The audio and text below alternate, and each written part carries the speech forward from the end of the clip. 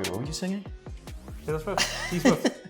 I'm not. We're singing Taylor Swift at the start of this show. I promise you, I will never curse your ears with me actually singing Taylor Swift. Well, I mean, Taylor Swift is the GOAT in some people's eyes and ears. She's the GOAT. Is she goated, bro? Is Taylor Swift goated? I mean, In pop. Okay, he knows.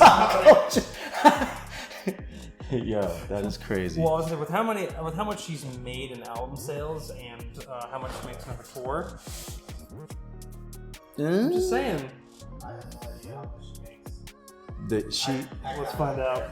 That's insane though. She makes like dumb money. How much? Dumb sales. She got the Ticketmaster package, bro. So for every ticket that she sells, it equates to a unit that she would sell as far as album sales. Okay, hold on. Wait. Just concerts alone. Take a guess. How much you think she makes? 430-something million. No, just per concert. Oh, per concert? Per concert. 20 million. That's crazy. That's still a crazy number though. The answer is she makes an estimated $9 million per concert. That's still a crazy number. That's still upset. $9 million per concert. Yeah. Yeah, hi guys, bye. All right. $9 million. I didn't think that we were going to start this show by talking about Taylor Swift, but here we are. Welcome, everyone, first-timers to the show. This is episode 67. Let's go.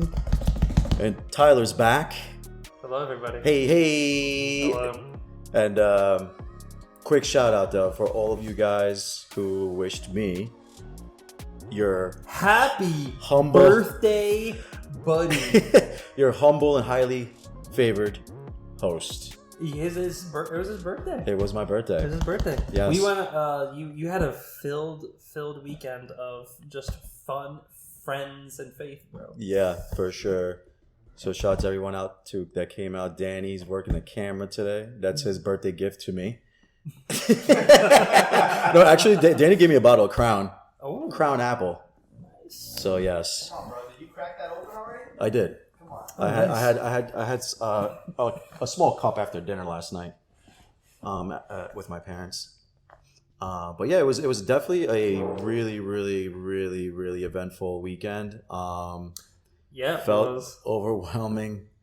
I was overwhelmed with a lot of love Good. and You should feel appreciation, loved. and You I should feel- felt affirmed. And if anyone Yeah. has not wished him a happy birthday, he accepts belated birthdays too. Hey, it is what it is. But yeah, it was dope. It was a dope weekend. Other than that, I hope that you guys that are listening had a great weekend. By the time you listen to this podcast, it's probably going to be Wednesday because this podcast will drop Wednesday night. Oh, it's going to drop Wednesday night? Wednesday night. Tomorrow night. So, do you know what I'm going to be definitely watching at 5 a.m. tomorrow morning? Oh yeah, Mandalorian. Have you caught up yet? No, I still got to watch episode 1. I know. I struggle with that, dude. Okay, no, it's fine. It's fine. Sometimes what I do is I'll wait a couple episodes so I can at least binge watch like 2 at a time. I can't. I have to watch it. Yeah. I have to. Yeah. I've been dying to know what's going to happen, and I have a theory. What's that? I have a theory. Now this doesn't spoil anything for the The casual fan? The casual fan won't spoil anything, but even for like a hardcore fan, I'll do my best not to spoil anything for episode 3. Let's just off rip establish the fact that Mandalorian is the greatest. He's the greatest Star Wars show ever created of all time. Thank you, Dave Filoni and Jon Favreau. You not only gave us Elf, Yeah, you also gave us out. You guys also gave Filoni gave us Avatar. Favreau gave us not just Elf. He also gave us the entire MCU. Mm-hmm. He himself plays in it, and then of course they basically own Star Wars. So it's fine, just casually. Yeah, just took it over. But I have a theory, and the theory kind of started to come up in my brain end of season 2. Mm-hmm. I think the show is called it's called correctly, but I think we all have the wrong Mandalorian in mind. What do you mean? I think Grogu is the Mandalorian. How did you come with that? Theory? So all right, so there's a couple things here. Now this first little point is actually not. It's not really spoilish at all. If you saw what's it called? The preview Mhm. for Mandalorian. Yeah. You hear Din say this, and that doesn't spoil anything. But Yeah. Din Djarin, the Mandalorian, Mando, he is teaching Grogu how to navigate the galaxy. Right? He's like, hey, if the Mando, he even says a quote in. So you're saying Grogu's OG? Grogu's actually going to be the Mandalorian, so it's raising Grogu up in the way. Through and because there's a lot that comes into it. I want to go into it more, but I can't say anything to spoil anything for you two. Yeah. So Mando is like I feel like Grogu's actually the real Mandalorian. But what about Mando though? He's the OG. He's the OG. He's going to. I feel like he's going to unite the Mandalorian people under one banner. But I think he and Grogu are going to do it together. But he's going to hand off to Grogu because obviously Grogu's going to outlive him, right? By hundreds of years. Yeah. If not a. Wait, what's 1,000 years? Because I wanted to say century, but that's only 100. Yeah, it's only 100. What is it called? A millennial. A millennium? A millennium. A millennium is 1,000, right? Yeah, millennium. Yeah. I feel dumb. Yeah, no, you're good. You're good. Because I had to think about it too. But yeah, that show is amazing. Season 1, obviously. Season 1, it was. The fact that they hid Grogu's existence. Yeah. With no leaks, no one saw it coming. Yep. That was dope. And they pulled it off. I'm like, yeah, that was dope. MCU take notes. DCU take notes. Well, I saw the Flash trailer, and they're doing the whole multiverse thing, and I saw that the original Batman, the Michael Keaton Batman's going to be in it. Oh, really? Did you see that, bro? Did anybody see that trailer? I didn't know. I didn't know they dropped. Bro, they dropped it on. They dropped it on the Super Bowl, but yet again, here's Tyler not watching the Super Bowl, so he missed. I did not watch the Super Bowl. So he missed everything Super Bowl. You didn't watch the commercials, didn't watch the Rihanna performance. No. I watched Rihanna. I did watch Rihanna. How did you watch Rihanna, but you didn't watch It's a the Super Bowl. That was like the most horrible part about the Super Bowl. It's called YouTube, bro. Oh yeah, true. That was all over. They streamed that crap on YouTube. Dude, it was all over social media, bro. Like the fact that you couldn't look anywhere without seeing Is she Rihanna. pregnant? Is she not pregnant? She Oh, no, looks she kind of was- chubby. bro, and then the she- camera like literally like pins over to like her angle, and it's like, oh no, she's full blown like at least 5 months. That was crazy. Over here twerking with a pregnant body. I wasn't sure whether she was twerking. She was or barely not. twerking though, and that was like the critique that she was barely moving. She wasn't trying. Oh my gosh, I'm so sorry. My body doesn't move like it used to because I'm carrying a human child. Yeah, in me. I'm like, bro, she's pregnant. Like, yeah, she's gonna look lazy or lazy-dax, whatever they call it. Anyone who says that was never pregnant. I'm sorry. Yeah. I will say that. Anyone who said it who critiqued, which by the way, I'm pretty sure most of that were women anyway. Yeah. Because I'm pretty sure most of the guys won't admit they actually wanted to say that out loud. What? That she wasn't twerking enough. Yeah. I would have preferred the non-twerk at all. The non-twerk. No, Yeah. twerk. I agree. Like, would you? Okay, now that we're on twerk, let's have a little discussion for 5-10 minutes before we get to our main topic. So let's. Bro, are we sure we're not pastors? Because it takes like 20 minutes for us to get to the main Oh topic. yeah, this is Like, I'm gonna tell this all is how we these roll. stories We before- warm the audience up with small talk, and then we get to the meat and potatoes of the conversation within the next 15-20 minutes of the podcast. How do you feel about if you take your significant other, whether you're with them a month, 3 months, 6 months, 8 months, or even a year, however long you're going to be with them, but you go to a club setting and they start dancing to like Lil Jon and the East Side Boys, what would you do? Depends on how that dancing is happening. Hold on. But they're dancing on you though. Okay, so your significant other, your SO, Yeah. is dancing on you at a club. Yeah, twerking. Twerking. Would you allow that in public? No. No. No, as much as I would like it, no. I mean, listen.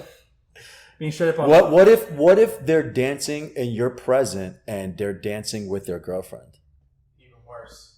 Wait, hold on. Just okay, obviously just a friend, but because nowadays we have to clarify. Yeah, they're homegirl. Yeah, the homegirl. They're BFF. I'd just be like, all right, have fun. Nah, I would say even worse.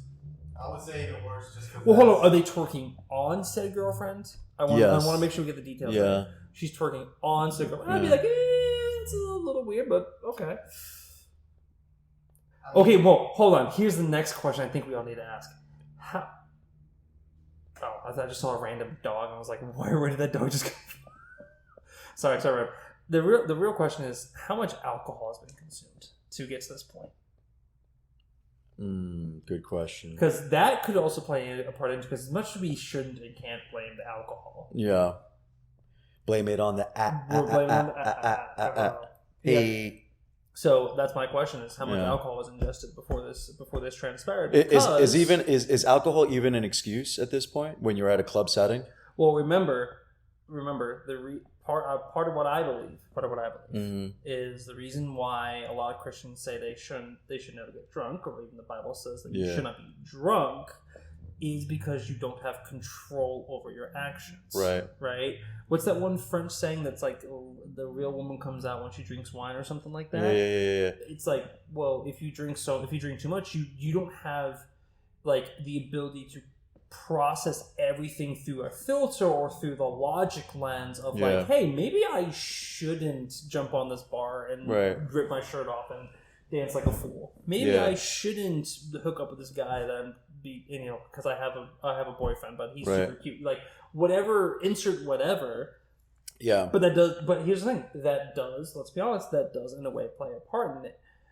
Should we let ourselves to get to that point in the first place? So that's where I'm trying to get back to, is like, okay, well, what led to this? Now, if you guys want to dance or whatever, okay, first off, y'all married, but that's a different story. Like, now in public, listen.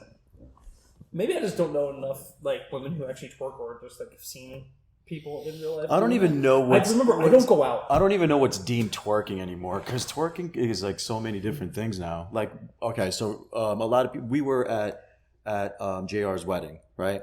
And they were playing... That was a fun wedding. Yes, shout to JR. Shout out to the new stars. I love you guys. Yeah. And congratulations on your... Yes.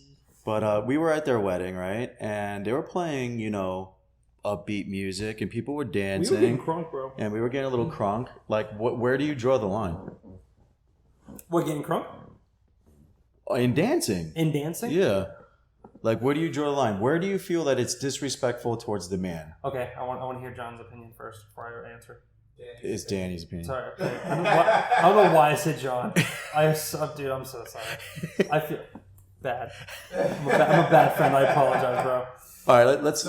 So the club setting, you got to think about your surroundings. I would actually say that in the wedding setting, that's a different story. Family and friends there. Club setting, why do people go to clubs?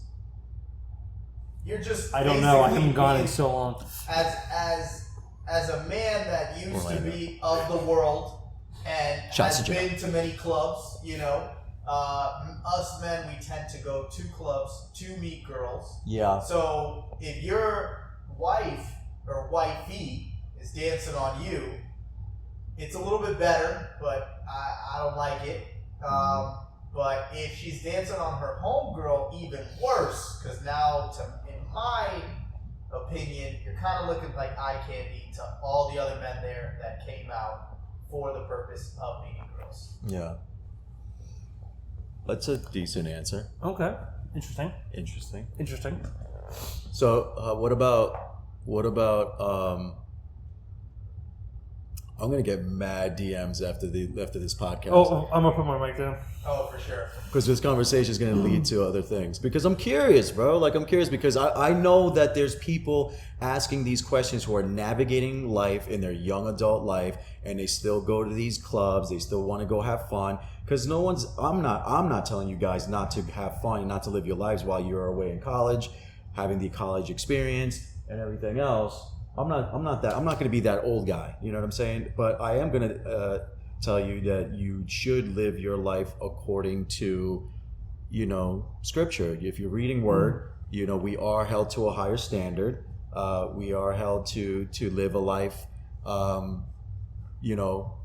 pretty humble and self-control and loving and caring and all these things. And yes, when you're a 22, 23, 24-year-old that wants to let loose a little bit with your friends, and you go to these environments, these sceneries, whatever you want to call it, and then you start seeing these things, like, where do you draw the line? Especially if you're out with your girlfriend and your girlfriend's dancing, she's having fun with her girlfriends, and you're standing there, like, at this point being a chaperone, or at this point playing bodyguard. Like, where do you draw the line? And where is it acceptable for the guy to say something and stand for something without sounding toxic, without Toxic masculinity. Yeah, the whole toxic masculinity thing is becoming a thing now. Like, that narrative is literally being pushed in every social media corner, I feel like, and it's like, so where do you draw the line? Where can you stand up as a man and say, especially a Christian man,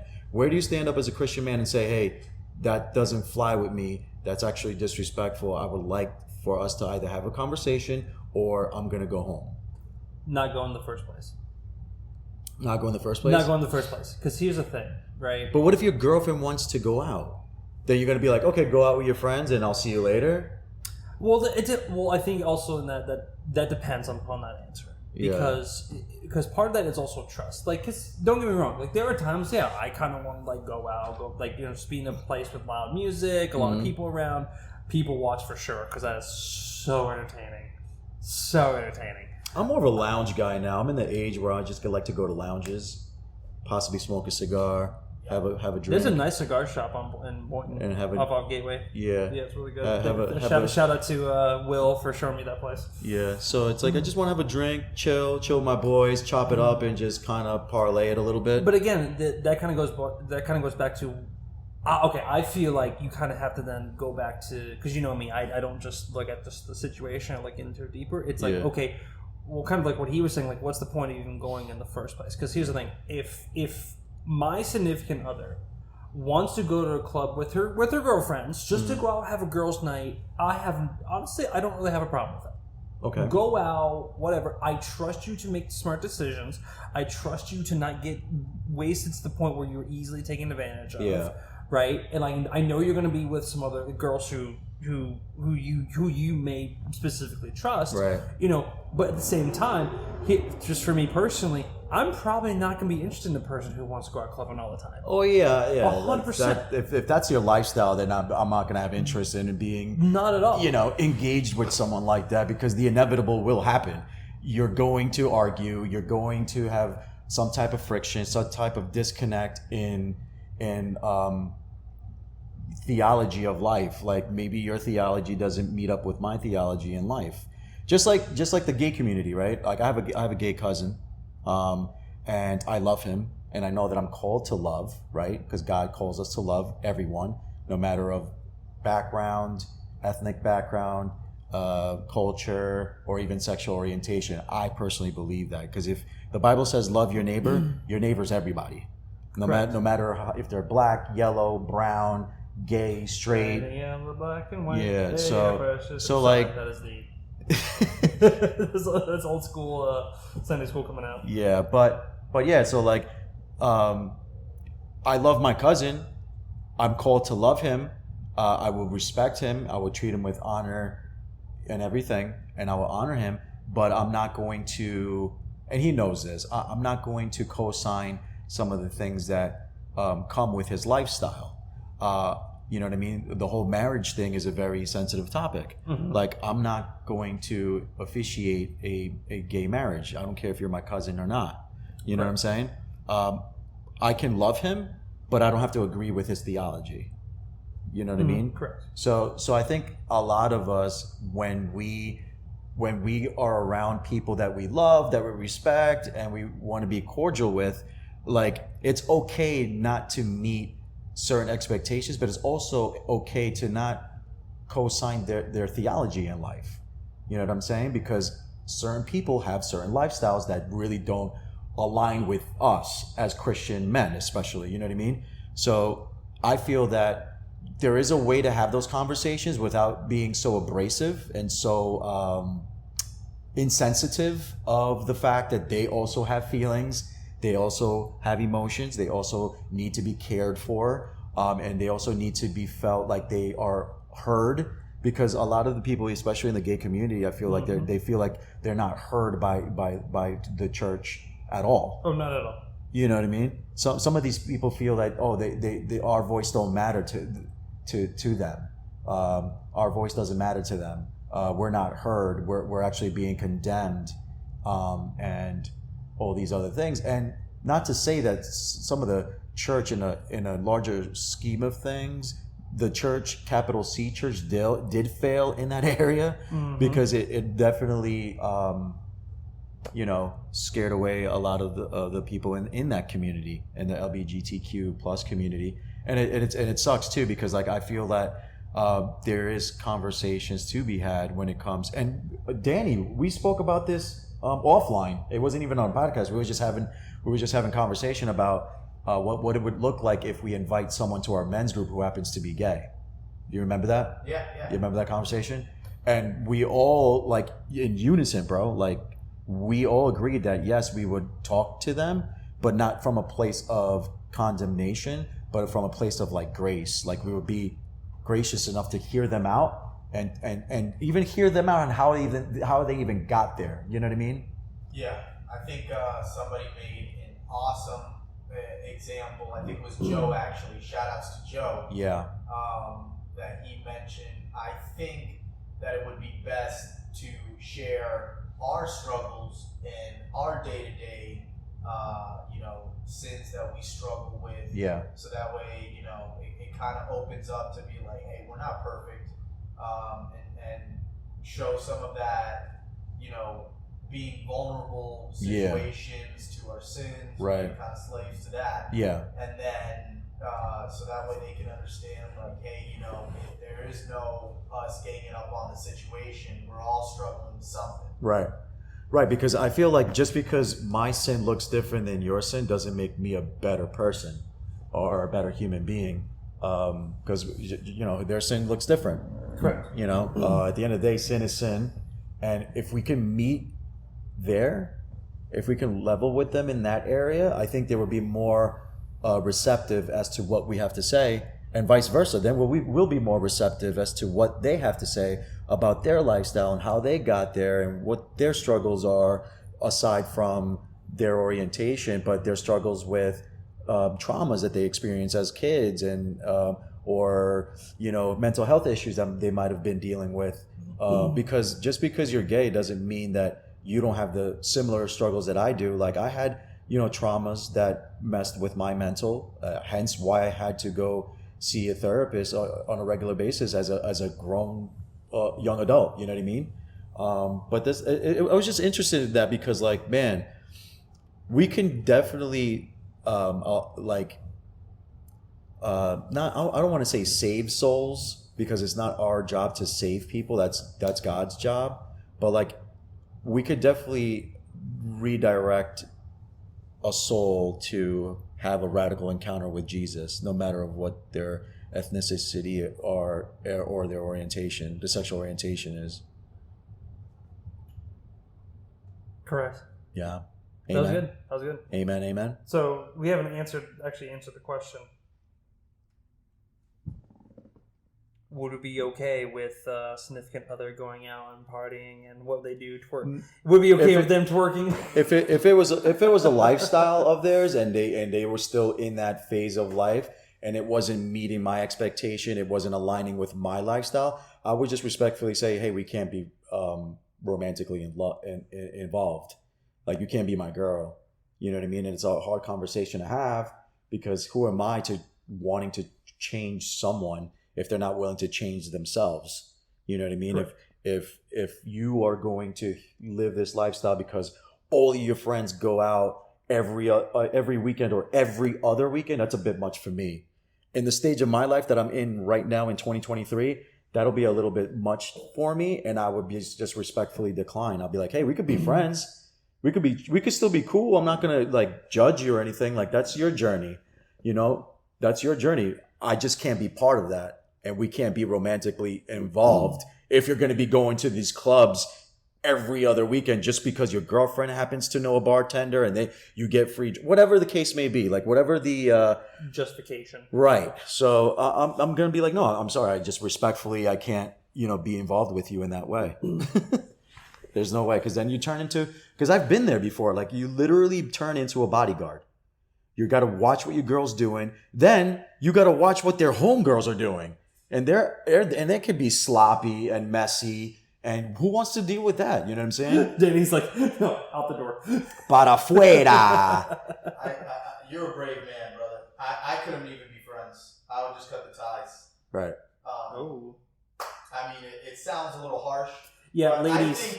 I think it's very easy to say this in 2023. I mean, we have to be very direct. You know, like you said, it's an uncomfortable conversation, but you'll have to have that conversation. Yeah.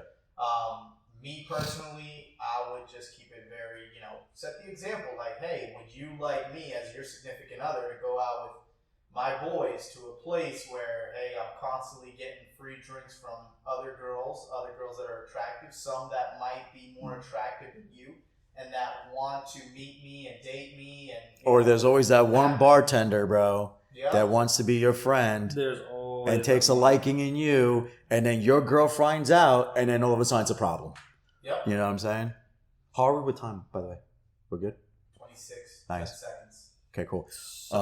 So yeah. So let's get the meat and potatoes. You ready for the meat and potatoes, bro? Or do you want to input them? Bro, I'm not gonna lie, man. Like, first off, I want to say, ladies, if you think you could ever say the phrase "we can be friends," that's just not possible for us, guys. Absolutely not. That's what I want to say. That's why he's a brave man. He kept going because here's the thing. You listen. I can be cordial with you. I will absolutely be cordial with any of my exes. Are we gonna be friends?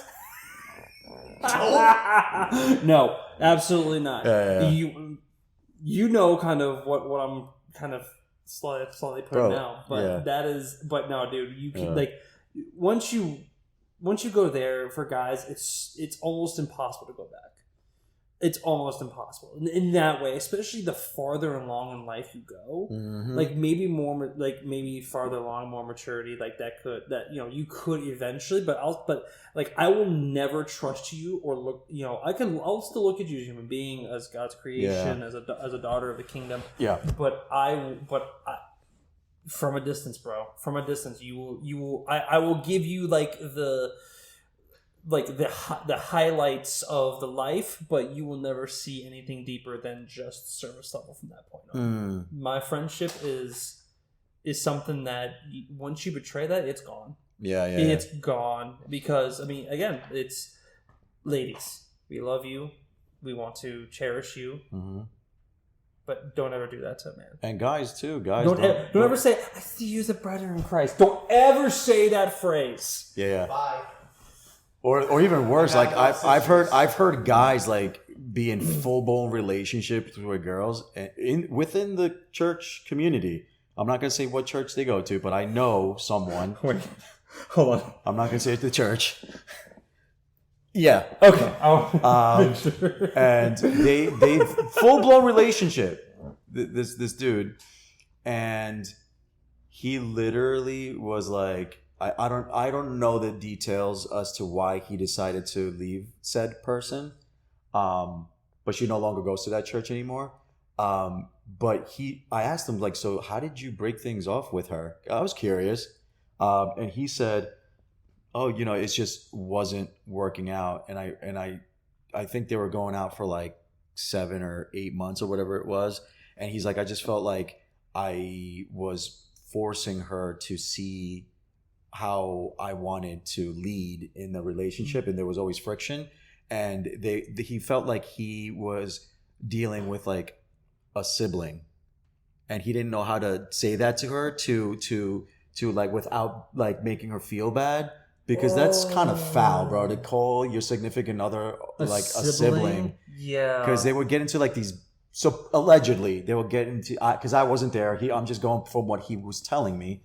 And he would be like, even how we argue, it's like I'm arguing with my sister. And it turned him off. And so he had that conversation with her because he didn't know how to break up with her. That's another thing, guys. You guys don't know how to break up with girls. I just say be bold. Just be bold, bro. Like, be bold. Hey, but some of these guys, they get quick. It just gets so awkward. It gets so awkward, and you guys make it more awkward when you prolong it. But anyway, I digress. So he told me, and I like to get your reaction to this. So he told me that he had no other way to navigate through that conversation. So he just basically told her the truth and says, "Hey, I see you as a." Repeat that. He told you. Yeah. I had to restart. No, it's all right. I'm over here. So this is recording here. So the truth, he told her. He told her the true truth. Wow! Like, what I a see concept. you. I see you as a sister in Christ. I'm like, bro, you shouldn't have done that because you like literally like destroyed her. And it goes for girls too, because I've heard it in the other side of the spectrum. Girls be like, "Oh, it was a nice 6-7 months, but I don't see you as my future husband. I see you more as a brother." Like, what? Or no, hold on. He gets worse. It's you go, "I'm going to marry you," but then they revert to, "Oh, you're a brother in Christ." Yeah. Don't do that, girls. Don't ever. Don't do revert. that. No. Mm-mm. Don't do that. Mm-mm. We would rather you guys lie to us and say, "Oh, you know what? It's me, not you. I have issues. I need therapy. Whatever." But don't tell your significant other, soon to be ex, that you see them as a brother or sister for the other side of the spectrum there. But yeah, Jeez, it's bad. I apologize to every guy and girl in the church world. That's gone through that It's stuff. just not easy, bro. Dating, Yeah. bro, that's just not easy. Yeah. That's just not easy, period. I'm gonna have bro. a panel actually on dating. I'm gonna have a couple peeps on here as soon as I get my equipment to You ordered it, right? let's go. to execute the said panel. So we don't have that terrible, that super terrible, Bro, like, that night, last second. I was being my patience was tested that night. I was getting so frustrated that night. I don't know if you could tell that I was kind of. Oh no, that's why I kind of like. Yeah. I was like, I'm. Just I was just being tested. My faith was being tested, y'all. But here's the thing. My think that my faith was being tested, y'all. I'm But- gonna keep it real with y'all. But I feel like Yeah. that podcast turned out really well. Still, Yeah, despite all the issues, we ended up despite all the issues, we ended up doing a different podcast that night. But hey, it worked. Speaking of testing of your faith, this is what we're going to talk about. Is testing of your faith when the inevitable does happen in life, and what's that? Trials and tribulations, because inevitably that will come. We live life especially as a Christian, we're either coming out of a storm, going into a storm, or getting or getting out of a storm. Mm-hmm. And that's just the life of a Christian. And the inevitable is that we are going to experience peaks and valleys, trials and tribulations, however you want to call it. And how we navigate through that by faith is essentially the byproduct of your relationship with Christ or the lack thereof. And so this part of the conversation is more of a challenge to the listeners and viewers, is how are you navigating life when it comes through trials and tribulations? Because I shared a verse that I was kind of chewing on, John 1. James chapter James 1 verse 2 and 4. I'm sorry, chapter 1 verses 2 and 4 through 4, not 2 and 4. Through 4. 3 is important too. Yeah. So I don't know if you want to read it or. Let me see. I think I had it up. I had my blue letter Bible, ladies and gentlemen. All right. This is the NASB version of the 2020 version. Yes, Pastor, go. Shush. All right. Consider it all joy, my brothers and sisters, when you encounter various trials, knowing that the testing of your faith produces endurance. And let endurance have its perfect results, so that you may be perfect and complete, lacking in nothing. You hear that, guys? Lacking in nothing. So what's the opposite of lack? Abundance. Yes, wholeness, completeness. But how do we get to that place? Because a lot of us, we are, myself included, about a year ago, I was operating in lack, and in operating from a place of lack. And when you're operating in a place of lack, you don't have the faith to muster up the faith to continue with doing what you're called to do, and that's what dying to your flesh every day, picking up your cross, doing your devos, getting into the word, getting into community, all that stuff, when you're operating in lack, you start deviating from those things. And then you find yourself alone, frustrated, clustered. Because you will fill that lack with other things. With lackluster things. Yes. Speak on it. Speak on it. Speak on it, my G. Oh, wordplay. I love it. Yeah. No, but speak on it, bro.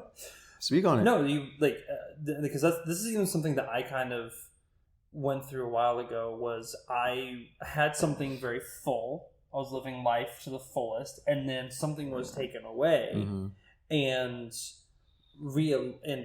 I was like, oh, and then I kind of tried to fill it with, and nothing was working because it didn't measure up to the abundance that I had before.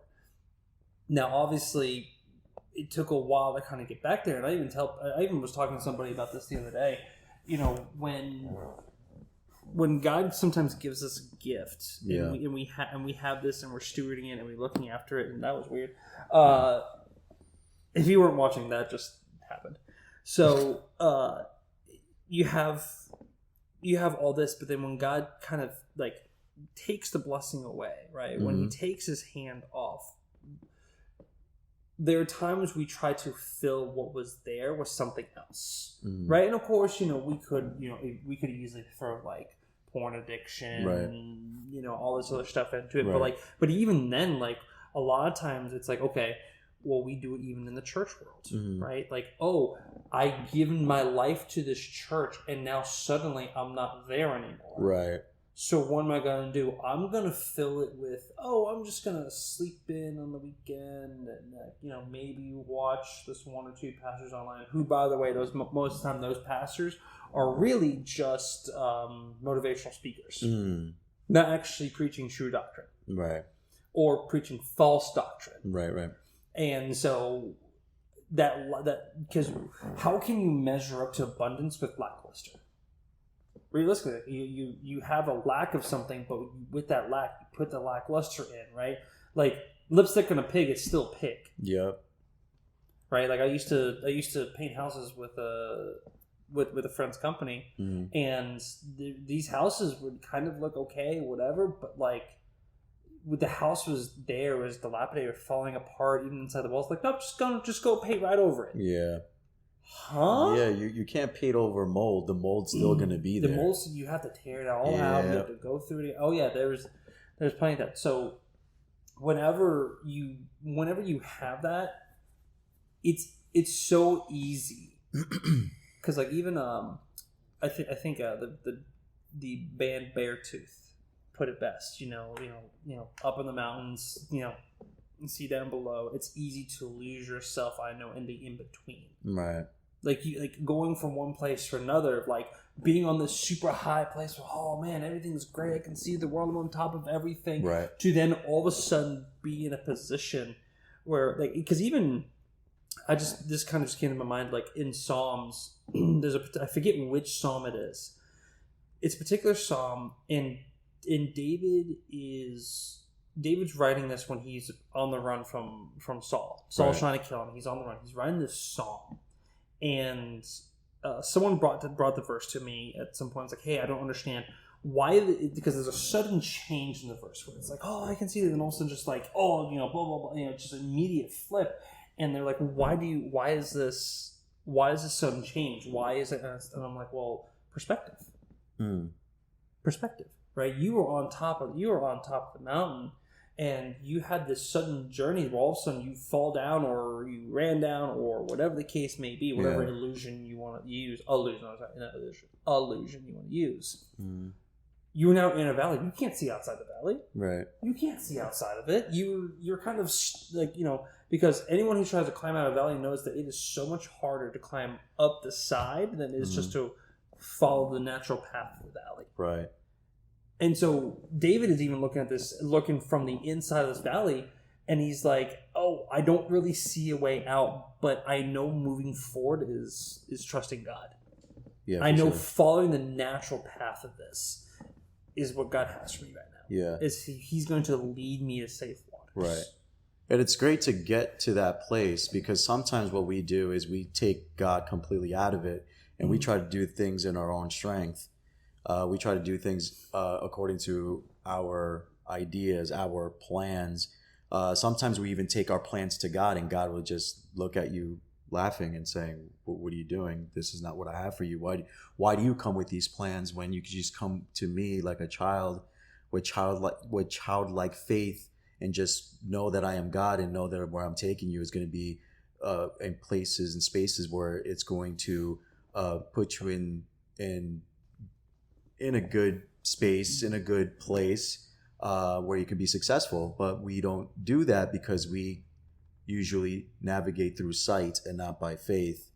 And when we crash and burn is when we turn to God. And that's happened to me, when I was younger, and in the past, in the recent past, where I would crash and burn, and I'm looking up at God, and God's looking back at me and saying, "Hey, so you ready for me to, show you where I want you to go?" Are you finally ready to get out of your own way? Yeah. And let me take care of it? Right, exactly.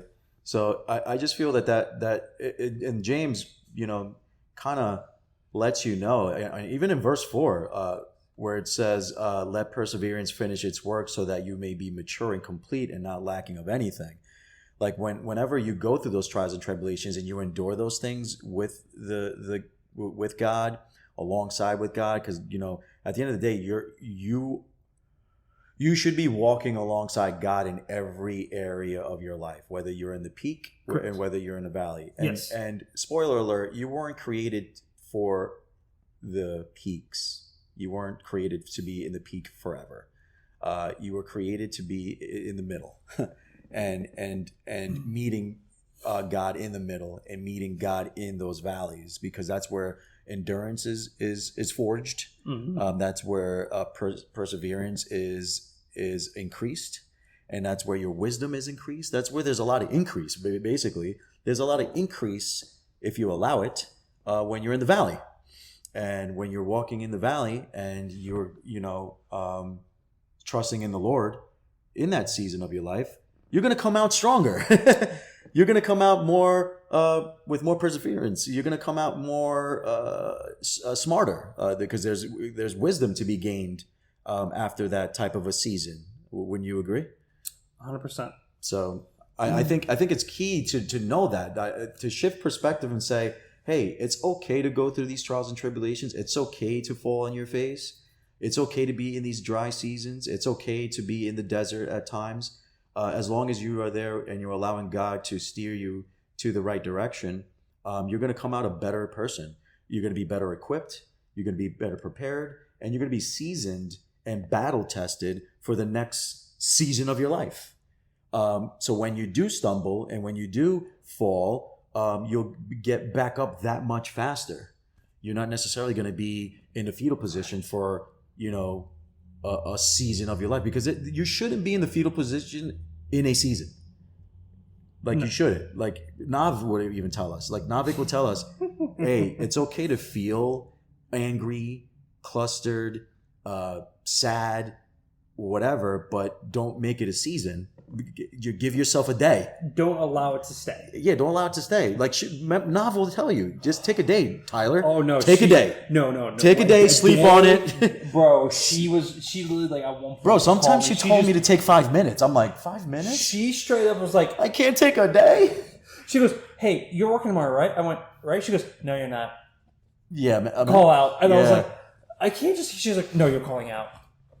And I was like, oh. Bro, mental days are a real thing, bro.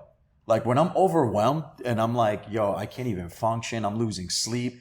Like, I'm not going to be able to function at work with no hours of sleep. Like, I need a mental day. Need a mental day. I'm going to call out.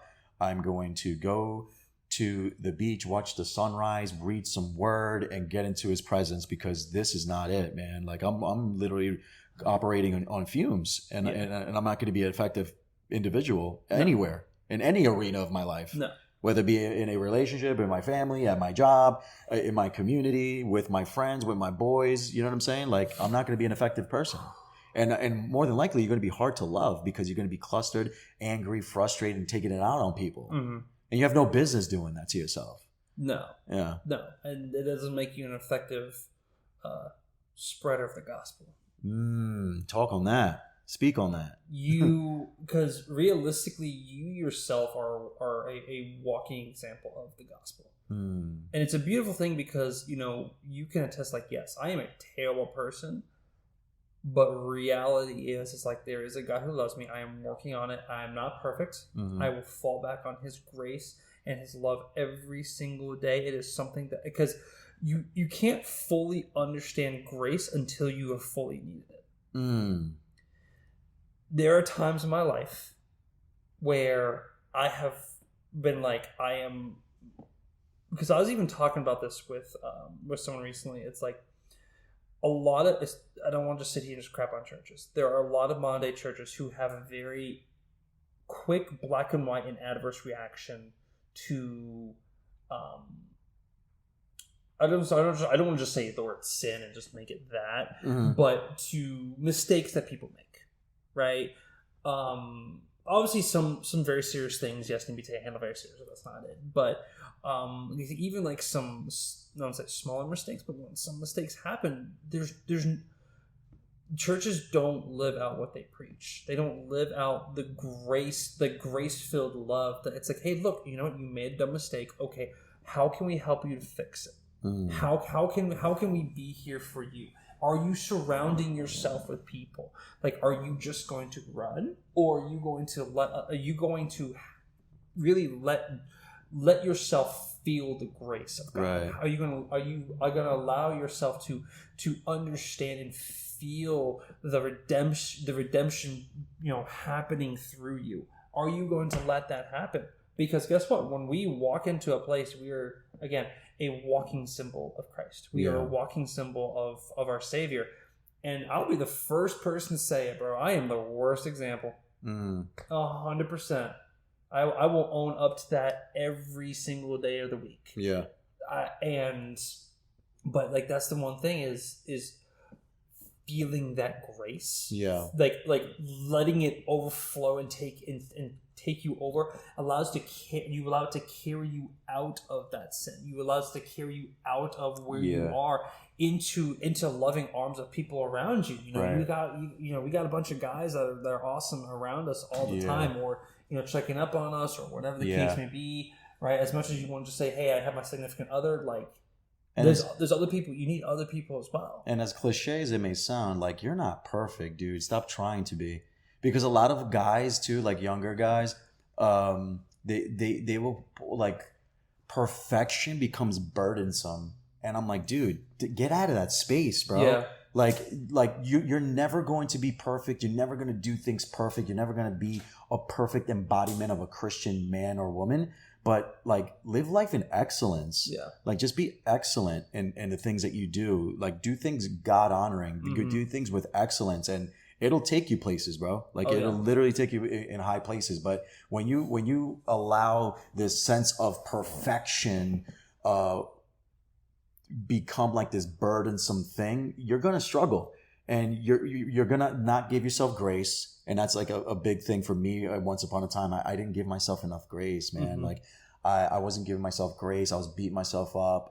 It put me in a place of, sometimes, like, the hardest battle is forgiving yourself first. It's like it puts you in a places of, like, depression and shame and guilt and, oh man, I didn't do this. And shame should have no place in the church. Right. Sorry. Not sorry. The shame should have no place in the church. Right. I mean, maybe at some point, but, like, I mean, honestly, shame should have no place in Christian culture and in any church, especially when you're correcting.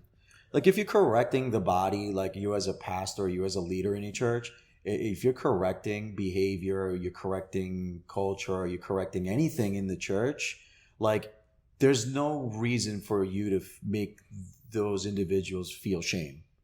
Correct. You know what I mean? Like, there's a fine line where, yes, you're correcting. Yes, you want the church to be a healthy church, and you have to have conversations, and you have to have conversations about behavior, about the culture in the church, or whatever the case may be. But it should always be from a place of love and grace, and from a place of just, having a healthy conversation where both parties can come out feeling a little bit better about each other. Mm-hmm. You know what I mean? Like shame should never. You should never condemn anybody because they messed up in church. Christ never did. Yeah, Christ never did, and he was on the biggest platform there ever was. Yeah, they were watching him, bro. Mm-hmm. They were looking for anything. Mm-hmm. Listen, the Pharisees were the first cancel culture. I'm going to stand by that statement. Though, for real though, they were like the originators of cancel culture, bro. It's like, oh, that's something we just don't like. We're just going to cancel him. Yeah. It's like, look at him. He wears his robe wrong. Right. Like all the dumb things. Yeah. And then Jesus is just like, okay. Like even when he did miracles on the day of the Sabbath. Like, they tried to get him hardcore with that one. I was like, dude, who cares? There was a miracle. A miracle happened. He cured somebody. And yet they were still blind to it. Why do you think that is? They were still they literally had all the evidence of the miracle right in front of them, and they didn't believe in him. Why do you think that is? Because of their religious ignorance. It was obviously legalities, but realistically, it's just human pride. Well, yeah, pride. Human pride will blind you for sure. Will cloud your judgment. 100%. And I think part of the reason is if we didn't have those type of doubters, there'd be no point in us to going to build the kingdom. True. Because here's the thing: if just like we're saying we're being tested, we're being but like if you don't have that resistance, like we work out, like we've talked about before. If you don't work out, you can't get stronger. If you don't face those troubles, you're not gonna be able to understand it, right? Because what's the difference between me and somebody who's like 83 years old, right? It's not a number; it's experience. It's life experience. Yeah. They've been through way more than I have, right? Even if they act more immature than I do, at the root of it, they have more life experience to understand things better and to have a wisdom about it. So we actually almost need those people in our life to kind of push back on us, because without that resistance, without that, our faith is blasé. Yeah. Our faith is nothing. It's lightweight. And then when someone comes at us and something kind of rattles our faith, rattles us, or rattles whatever, right, we're just gonna blow over like a twig, like a dead stalk. We're just gonna blow right over. What type of faith is that, right? We need to have that strong, deep-rooted faith. But how do we do that? Part of it is to have those doubters. Part of it is to have those people who don't want to hear what we have to say. Yeah, for sure. Because that'll push us to... I'm not going to Don't drop that mic. That's a pretty expensive mic. But anyway. But yeah, no, we definitely do need adversity in order to be better. I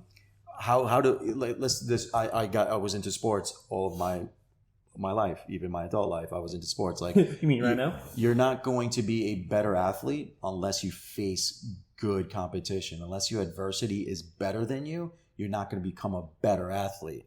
I think it correlates with life. Like we have to face these trials and tribulations, like the verses say, in order for us to build strength and perseverance. Correct. And I think people nowadays, I feel like, shy away from adversity and challenges and being challenged because they're so comfortable either in their sin or comfortable in their bubble and just comfortable being stagnant and not worrying about what could happen.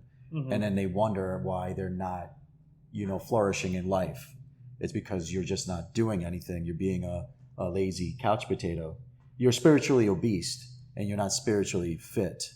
And in order for you to be spiritually fit is for you to practice those things that the Bible calls us to do, is to have faith, is to get in the Word, is to, practice the fruits of the Spirit, all these things, you know what I'm saying? So like all these things do equip us, strengthen us to navigate through life. So when adversity does hit, when we go through these storms, we're able to rely on the Word, rely on Jesus to get us through it. And not just through it, but like endure it. Again, I don't want to be cliche, but if Jesus brought us to it, there's a reason for it. Mm-hmm. Right? And of course, if he brings you to it, he's going to get you through it. I hate being cliche. Yeah. But I mean, it's so fitting because when you have that, because like even when you go, like, you know, you were saying earlier, like when you go through storms, right? Like when you're going through a storm, obviously the illusion is, or the imagery is like that you're on a ship, right? Mm-hmm. You're on a ship and you're trying to get somewhere, right? When a storm hits, you don't know which way you're going to end up when you come out of it, right? You could end up going a completely different direction because of a storm. And honestly, that's okay. That is okay. We should almost be content in the redirection. Content in allowing the storm, allowing the winds that, yes, will batter us. Because even Jesus, when he was out on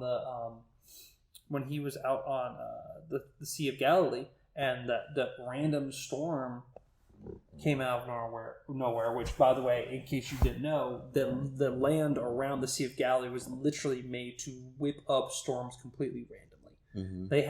Random storms happen all the time because it's how the valleys form into each other around the lake. I think I've seen it said before in this podcast. But those random storms that do pop up, that just they are violent, they are scary, and if you're out there, you get capsized, right? Type of thing. And when Jesus, allowed the wind to batter them around to get them to a direction, well, guess what? They were still going to get to where they needed to go, right? Even though it may not have been the original intent of where they were going. Well, the winds, when they batter you, allow you to kind of go a different direction. Yeah. And that's okay if you go a different direction than what you originally intended. Because who knows? Maybe that storm is what helps you arm yourself for the next one, on top of helping people navigate their own storms in the exact same way. Yeah, for sure. Right? Because I even just talked to somebody briefly on the phone today, where they were talking about this particular subject, and they're like, yeah, I had to ask you because you're like the only person kind of like knows kind of what I'm going through with this. Like, well, like how would you do with this? Oh yeah, okay, hey, cool. I have somebody. Can I give your contact information?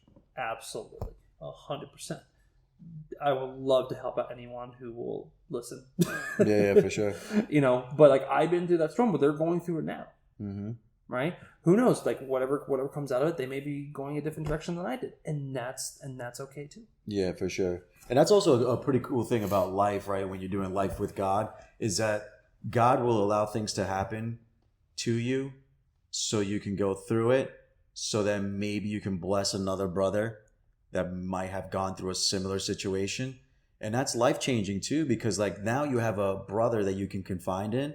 And it'll forge a brotherhood that it would never been made outside of that spectrum. And that's the beauty of like doing life the right way, or at least trying to do live the life the right way, to get you to places and even spaces where you're going to meet others and forge those bonds because of like a storm that you've gone through.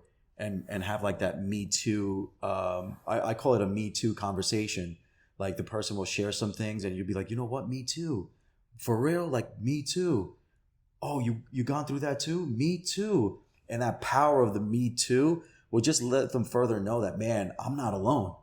Like I'm not alone, and I don't feel that I should do this alone, and I should live life by myself and do life alone, because it's a pretty dark place when you are alone, and it gets pretty treacherous. So that's a cool thing too, to just be able to forge brotherhoods, bonds, and those types of relationships could get you so far and get you through some difficult times and dark times in your life. Because I know I've had to lean on my brothers, such as yourself, such as Danny, Jojo, and like literally my entire men's group. That's why I always encourage people, man, especially you guys that are listening, man. Like don't think that you're too cool for school and not get plugged into a group. Don't let ego get in the way neither, or pride get in the way from, being vulnerable with other men, and stuff like that. Because I think there's power in that. There's vulnerability. 100%. Vulnerability is a gift, man, and in that there's transparency, and I do believe that in transparency there is transformation, for sure. So yeah, I just encourage people that, man, the way that verse hit me, it was just a friendly reminder that, you know what, I'm gonna smile at the face of adversity. I'm just gonna, delight in the Lord when I'm going through a storm. I'm delight in the Lord. Yeah, for real, man. Like whoever's listening right now, like, take those opportunities to delight in the Lord, man. Take those opportunities and those windows of opportunity to, like, turn your worries into worship, and just see how your circumstances may not change, but the inside of you will change, man. Your heart will change. Your posture towards the Lord will change. A lot of things change within you, even though the circumstances may not immediately change. You know what I mean? Mm-hmm. And so I just encourage people. To really read James, man. Read James. James has a lot of nuggets of knowledge, man, and wisdom to put in your arsenal to navigate through this game called life, because life gets tough, man. It gets treacherous. 100%. And you never know how bad it's gonna get. Mm-hmm. You never know how bad it's gonna get. And honestly, as much as we try to prepare and everything else, like, we're never ready. We're never ready. Yeah. We're never ready enough. Right. We're never ready enough. But that's the beauty of it. We don't have to be. Yeah, we don't have to be. Just do it. We don't have to be. And here's the thing. Thousands upon thousands of people before you have gone through the exact same thing. And thousands upon thousands of people will continue to do it after. You are not alone in it. Whatever it is that you're going through, someone's been there, and there has been redemption. There has been grace upon grace poured out abundantly. Mm-hmm. Don't wait to hop into something that could change you forever. Yeah, for sure. You never want to make a permanent decision on temporary feelings. You know what I mean? Yes, which is also where, like, wisdom and logic come into it, mm-hmm. right? Because you can it's like, oh man, my feelings, I feel this way. It's like, okay, we'll give it 3 days. Your feelings are going to change. Yeah, for sure. Right? It's like when you do, like, a tattoo, right? Mm-hmm. Like, you may, oh man, this is a cool tattoo idea, and you give it a few days, you're like, that's a really dumb idea. Maybe I shouldn't put them on my body permanently. Right. Yeah, we would have that conversation at lunch. Yeah, because there was so many ideas on tattoos that I kind of sat on for a while, and then I ended up switching them and not doing what I thought I was going to end up doing. And so, yeah, it applies with anything in life. You may want to you might want to get into Bitcoin at the moment when it's trendy, when it's hot, when it's happening, and it's like the thing to do. But then you do your research, and then you do your due diligence, and then all of a sudden you're not really wanting to do Bitcoin, but you want to invest in other things, or maybe you got into real estate, and Bitcoin's a gateway drug. Yeah, but things that you may find interesting, or 3 weeks later, or 3 months later, or 3 years later, you're not interested in anymore. So everything's just relative. Everything is also temporary. You know what I mean? But again, always fall on the word. And I was just glad that I stumbled upon James chapter 1 and read that, and I said, "Man, this could be a podcast conversation." So much to go with that. Yeah, it's one of those topics that it's like so big you kind of almost just don't know where to really start with it. Mm-hmm. And I think people run to kind of, not to poke fun at ourselves, cliche things to say and to kind of talk about. But I mean, sometimes those cliche things can help bring some clarity to, like I said, some pretty big topics. But it also does allow you to bridge into a gateway that can expand into something that's way bigger. That a conversation that really needs to be had, right? Like, what endurance are you going through right now? Like, are you going through any endurance? Like, it's okay if you're not going through something right now. That's okay. But are you just sitting on your hiney in your hands until something happens, or you can be proactive? Right. I'm not saying go start drama. Don't do that, please. Please. Yeah. There's a difference between drama and don't dealing with things, but real life things. Be proactive, because even in the military. Listen, the military trains all the time. Yeah. They train constantly. Right. Do they always need that skill? Do they always need to do that? No, they don't. But what are they doing for? For when it's needed. Yeah. Because then when it's needed, it's nothing but second nature. Right. Cleaning a weapon, preparing, like packing your pack. Yeah. Getting things. It's again, you prepare for the worst, plan for the best. Mm-hmm. I mean, especially military mindset.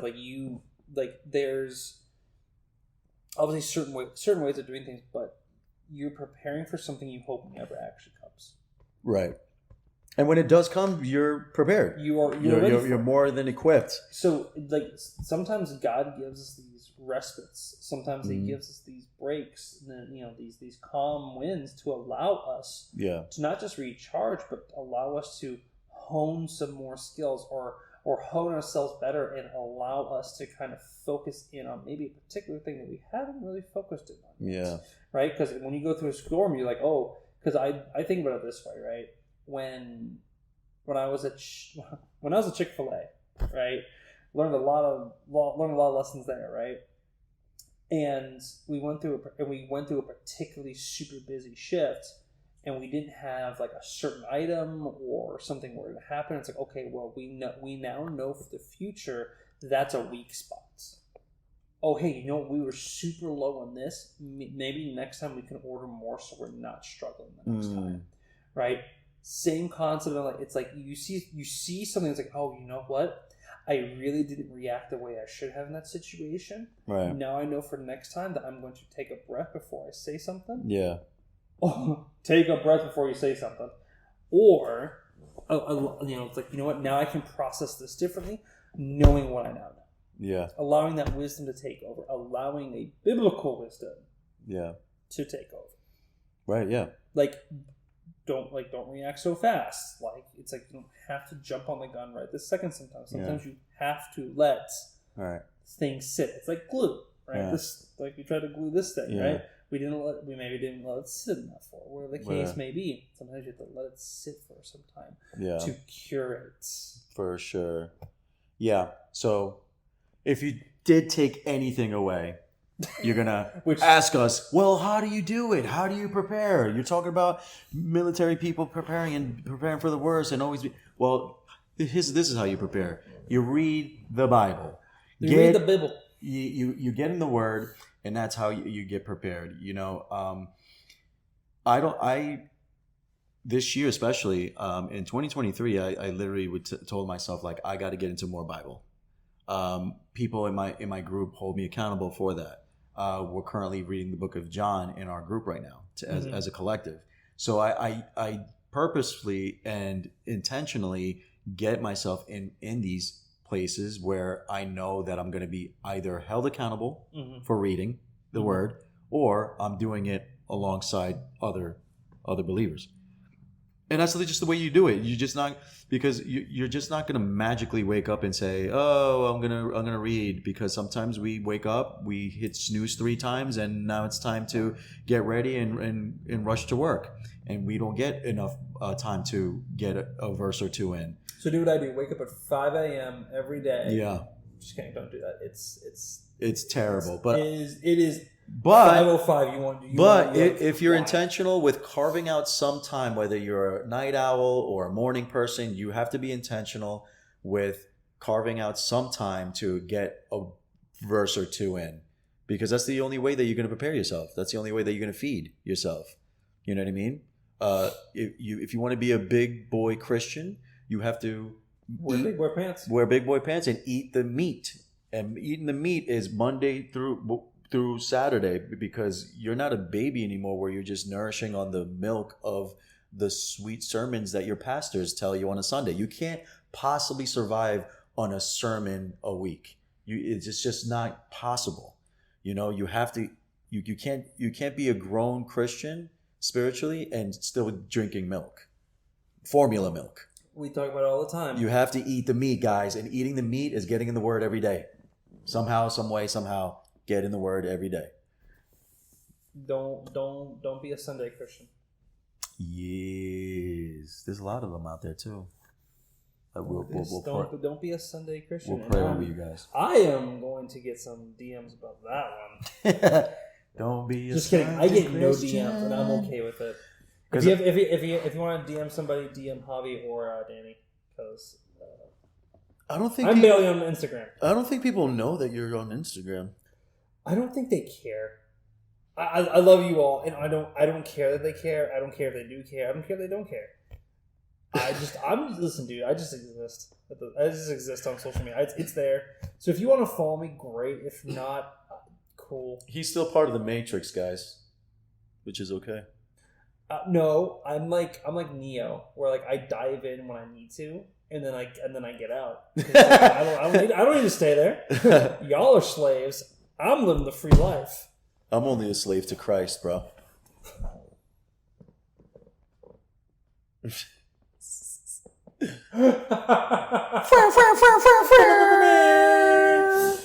That was a good one.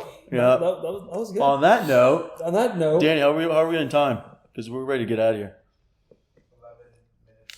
All right, we could just wrap it up near. So, guys, what if I have another topic I want to bring up? I'm just kidding. I absolutely do not. No, we are. Save it for the panel. All right, guys. Whoa, I'm not part of the panel. You don't want to be in the panel? Wait, no. No, am I? That was a question. Am I part of the panel? Well, you were initially. Oh, okay, then sure. Okay. wait, hold on. When is this panel? We'll talk about it. Yeah, it's probably gonna be in 2 weeks. I got to get everybody. Wait, hold on. I got to coordinate. Wait, coordinate it. Can I wait till after Easter? Yeah, it'll be after Easter for sure. Yeah, the panel's not gonna happen until after Easter. Because I got to prepare for that, and I got to make sure I get all the equipment for it. Your boy's kind of busy. We're gonna just tell everybody that we love you, that we're gonna pray for you. If you are requesting prayer, you guys already know what to do. For those that have been listening for a while, DM me for a prayer request as per usual. If you're new to the show, we do accept prayer requests through the DM on social media platforms, mainly the Instagram, and I'll leave the links on the descriptions below. But yeah, if you're not... Share, like, and love. Yeah, share, like, and love. Subscribe, please. That'll help with the algorithm as well. We're now in Wednesday nights now, guys. Wednesday nights. 9:30 Wednesday nights. Going up on a Wednesday. On a Wednesday night. So, yeah, Wednesday nights at 9:30.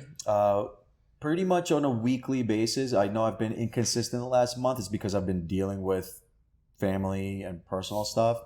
Thank you guys for praying over my family and my grandfather. My grandfather's health is much better. And he's cancer-free, ladies and gentlemen. He Hallelujah. is cancer-free. Grandpa is cancer-free, guys. So thank you for your prayers for that. We love you. We'll see you to the next time. Peace. Peace.